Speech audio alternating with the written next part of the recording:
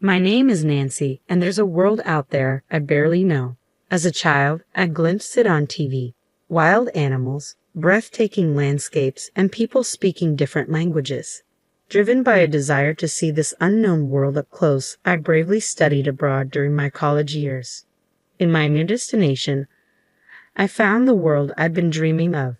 Despite the language barrier, I saw thriving communities, diverse creatures, and stunning vistas. I wanted others to experience this wonder too, so I got a job at a travel agency.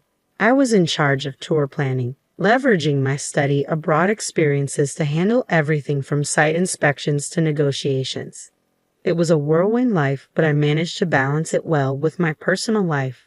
I married Daniel, a colleague, and found a rhythm between work and family. However, a problem arose with my mother-in-law, Barbara. A housewife herself, Barbara believed women should stay home after marriage. While I didn't deny her viewpoint, I found it outdated and told her so.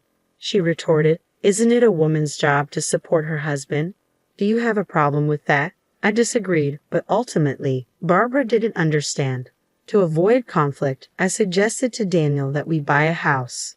He readily agreed, and we moved into our own place. But Barbara's visits increased. Every weekend, she would come over, often making noise with Daniel. She never took care of her own husband, Anthony. I wanted to point out the contradiction in her beliefs, but I held my tongue to avoid a fight. One weekend, amidst her usual commotion, Barbara mentioned, "I'm going on a trip next week. Please be careful." Surprised, I asked, "What are you saying, Barbara?" "Nancy, you're coming too," she insisted. "But it's so sudden," I protested. "I have work."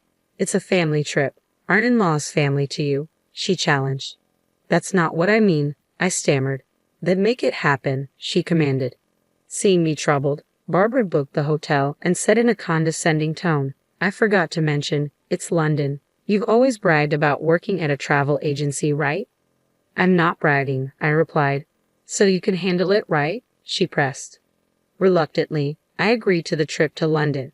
When I studied abroad, I made many contacts. It might be difficult for other countries or regions, but I thought I could manage London.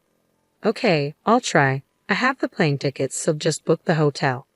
"Ah, you booked the flight, but not the hotel?" I asked. Barbara grinned. "I got the tickets. I exchanged my card miles for first-class tickets." Judging by her joy, it seemed true. Then I noticed piles of branded goods on the sofa. Understanding dawned on me. Hearing first class, Daniel leaned in. "First class? Seriously, Mom?" "Yes, it's a first-class trip abroad," Barbara confirmed. "Awesome. We will leave at 9:30 p.m., so you can work till the last minute," she added, still grinning. It felt odd, but there was no point in lying about the trip. I had to book the hotel properly or she would complain. But finding a hotel on such short notice wouldn't be easy. After some thought, I decided to use my old contacts from my study abroad days to get a hotel referral. Over the phone, I asked, "Can you do it as a favor for Nancy?" "Sure, 4 people, 2 rooms." "Thank you," I replied, successfully booking the hotel. On the day of the trip, I couldn't take the day off due to the short notice. Barbara told me to meet at the airport at 6:00 p.m., so I thought I could wrap up work and make it in time. Suddenly, Barbara called. "Hello, Barbara." "Nancy, are you done with work?" "I'm just leaving the office now, so I'll be at the airport after 6:00 p.m. "Oh, that's too bad." "Ha! Well, we're actually leaving at 6:00 p.m. "No way." I hurried back to my desk and searched the flight schedule on my computer. There was a 9:30 p.m. flight to London, but also a flight leaving just after 6:00 p.m. Could it be this flight?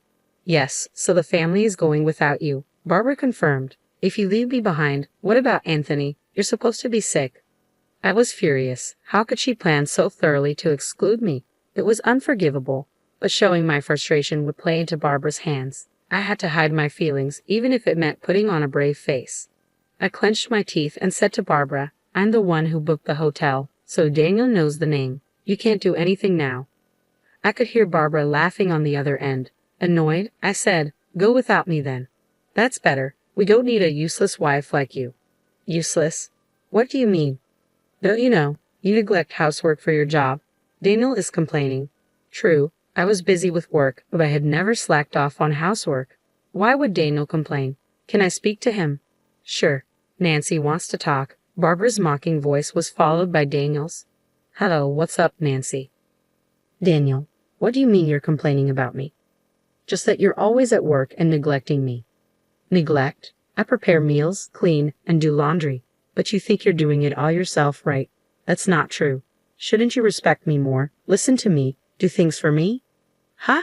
I know a wife who supports her husband is valued. It's convenient for the husband, but that's not all there is to a marriage. I never badmouth you in public. I always praise you. But when it's just the two of us, we need to speak our minds. Otherwise, our relationship will fall apart, and I'll become nothing but a servant to you. Daniel kept complaining. So you think you can act all high and mighty because you earn more? Not at all. Anyway, that annoys me, and you're leaving me behind for that. Yeah, consider it stress relief. I'll bring you a souvenir, so don't worry. That's not the point. I was furious. Daniel was clearly taking me for granted. If that's how it is, I have my own plans. Fine, enjoy the trip. Will do. Daniel sounded happy as he hung up. I was livid. I couldn't stand the self-centered Daniel and Barbara. Enjoy your trip without me, but be prepared, even if you come back crying and apologizing. I won't forgive you. I rushed out of the office with my mobile phone. Hey, it's Nancy. Are you free? I need to talk about that hotel booking. With the trip canceled, I had plenty of time to settle everything. Determined, I ran around handling various tasks. The next evening, exhausted, I got home, and the phone rang. Hello. Nancy, what were you thinking? It was Barbara, sounding quite angry. I knew the reason but pretended not to. Barbara, are you enjoying the trip? This is no time for that.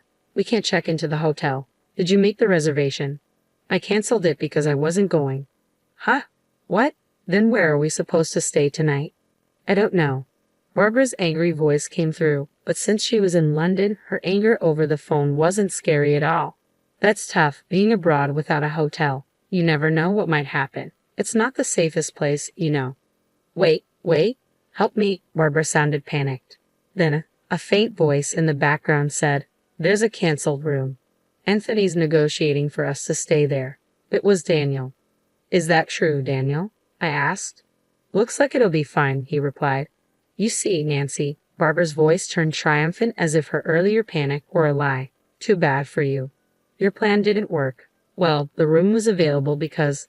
I cut her off. Enjoy your stay, Barbara. Then I hung up, feeling a strange sense of satisfaction despite everything. I canceled it, but this was all part of my plan. My real aim was something else. Glad there was a vacancy. Thought you'd be smug about canceling our hotel, didn't you? Barbara sneered. No, not really. Frustrated, aren't you? You can admit it if you're upset. I just canceled it because I wasn't going. Putting on a brave face. How pathetic. Typical of Daniel's useless wife. Barbara laughed loudly, then continued bragging about the amazing scenery and delicious food. Tired of listening, I quietly hung up the phone. She probably didn't even notice. I smiled a little at that thought. Anyway, just a few more days to endure. I braced myself and had dinner. A few days later, as I was heading to the station, Barbara called again. Hello. What's up, Nancy? What's going on now? Not again. What's wrong with this hotel? What are you talking about? Barbara explained. Thanks to Anthony's negotiation, they stayed in the room I canceled. They were supposed to stay for 4 days and check out today, but there was a problem. They were billed £8,000 by the hotel. So what's the issue? It's £2,000 per night, right? That's about $2,500 per night. Ridiculous. It's for 2 rooms, right? So about $1,200 per room. You told Daniel it was $300 per room per night. Yes, I did, so it should be $600 for 2 rooms. Why is it 4 times more? I was astonished. They stayed without even checking the room rates. Well, I anticipated this. I set it up accordingly. Barbara making a fuss on the phone must have been bothering others. I let out a small chuckle, enjoying the sweet taste of my small victory. I should calm her down. Hey, Nancy, you hear me? Barbara, can you be a bit quieter? Why did you lie? She's good at accusing others without reflecting on herself. Exasperated, I began to explain to Barbara. The $300 rate was because I made the reservation. Huh? So, because it was last minute, I asked a friend who runs a hotel. A friend of yours? Yes, their hotel offers rooms for around $600 for 2 people. Then why $11,200? That's the rate for a really nice room. My friend did me a favor. A favor. There were no other vacancies, so they arranged a nicer room. So, is this the regular price? Barbara sounded flustered. When I heard from Barbara, there was no time left for the trip, so I told my friend any available room would do. The only vacancy was an expensive suite. My friend kindly gave a discount. Barbara left me behind without asking, so I immediately told my friend the situation and got the room canceled. But I couldn't just leave Barbara and the others without a hotel, so I asked to accommodate them at the regular price if they came. I knew Barbara, having heard about the hotel from Daniel, wouldn't check the price, and I was right. Come on, you should have said that. Yelling won't help. Please make sure to pay. We're not paying. Nancy, you pay. But if you don't pay, you'll be arrested. Arrested? Of course. Troubles abroad can be messy. Are you okay with that? Barbara seemed at a loss for words. As I was about to hang up, thinking I had won, Barbara shouted, "Don't mess with me. You'll regret this when I get back." That's fine, but we're strangers now, right? Huh? Why? Well, you said it was a family trip. So since I'm not there, I'm not family, right? That's different. Before she could finish, Anthony's voice came from the phone. What's all this yelling about? Be quiet, it's embarrassing. Anthony seized the opportunity to intervene. I called out to him, and he noticed and responded, "Nancy, are you okay? How's your cold?" I never had a cold in the first place. Give me that. It seemed Anthony took the phone from Barbara. His voice grew louder. Nancy, can you explain everything? I can, actually. I told him everything from the beginning. His voice gradually lowered. I see. So that's why you didn't come. I'm sorry. I wanted to go.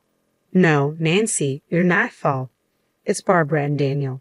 From afar, I heard a whimper. Barbara and Daniel seemed frightened by Anthony's anger. Realizing this, an idea came to me. Should I tell Anthony what Barbara has been doing? I thought so. Anthony, can I tell you something? What is it? Barbara comes to our house almost every weekend. When she throws away receipts at our place, there are piles of them. What receipts for brand goods? It's fine to buy a lot, but please dispose of the receipts at your place. Barbara wasn't just being noisy at our house. She was secretly buying brand goods and disposing of the receipts at our place to hide it from Anthony, thinking she wouldn't get caught this way. Of course, I'm a witness, so it's pointless. It seemed Anthony didn't know.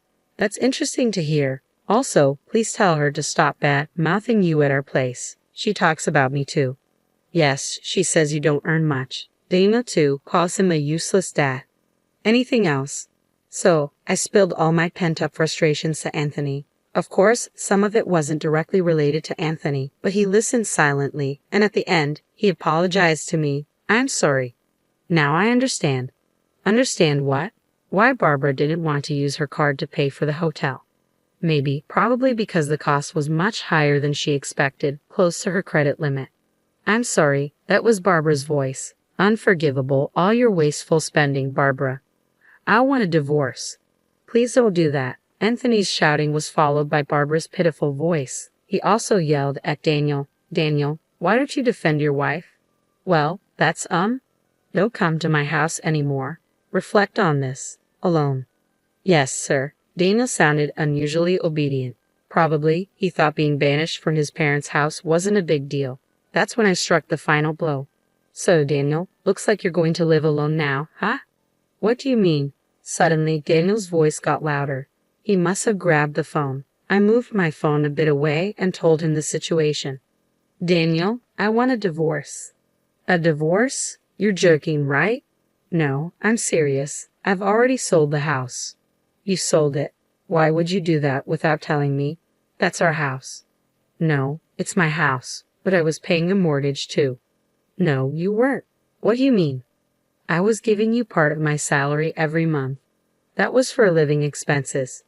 A few hundred isn't enough for the mortgage. Daniel had been giving me a few hundred monthly. It helped with living expenses, but not enough for the mortgage.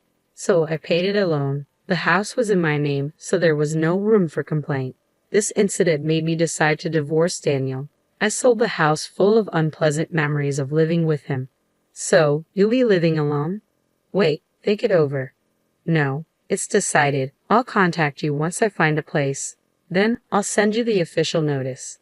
Official notice? Of course, I'll be claiming compensation in the divorce. Wait for me. Daniel was crying on the other end, but I didn't care. I hung up the phone. After that, Daniel and I divorced following discussions. Anthony actually divorced Barbara too. Barbara, due to her wasteful spending, didn't get any compensation in the divorce and was left on her own. I was just thrown out of the room. Daniel was nearly broke, apparently having spent everything except the few hundred he gave me each month on frivolities.